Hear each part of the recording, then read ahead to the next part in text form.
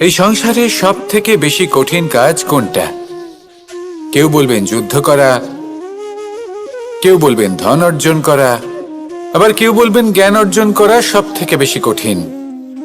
এবার প্রত্যেক ব্যক্তির নিজস্ব অভিজ্ঞতা আছে, আর সেই অনুসারে তার নিজস্ব একটা উত্তর আছে।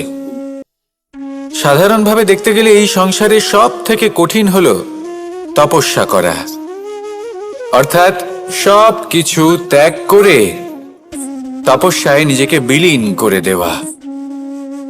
এবার এর থেকে বেশি কঠিন এই সংসারে আর কি বা হতে পারে? এই সংসারে, এই সমাজে, নিজের পরিবারের মধ্যে থেকেও ধৈর্য ধরে সামনে অগ্রসর হওয়া, এটা হলো সব থেকে কঠিন কাজ।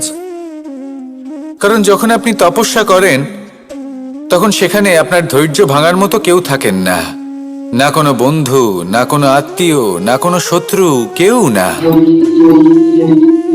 কিন্তু যখন আপনি এই সমাজে, এই পরিবারে থাকেন, কোনো না কোনো ব্যক্তি এসে আপনার ধৈর্যের বাঁধ ভেঙে দেওয়ার ক্ষমতা রাখেন।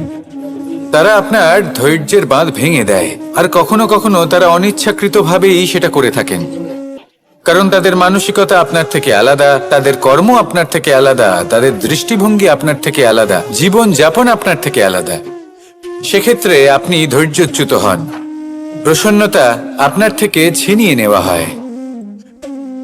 সেই জন্য এই সংসারে, এই পরিবারে থেকেও ধৈর্য ধরে সামনে অগ্রসর হওয়া কোনো পর্বতের শিখরে গিয়ে তপস্যা করার থেকেও অনেক বেশি কঠিন।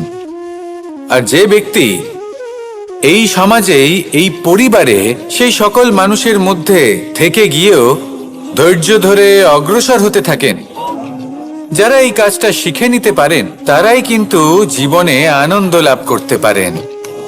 এই ধৈর্যই শেষে আপনার জীবনে প্রসন্নতা বহন করে আনবে। তাই ধৈর্য ধরে জীবনের পথে অগ্রসর হন, আর আমার সাথে ভালোবেসে বলুন রাধা রাধা।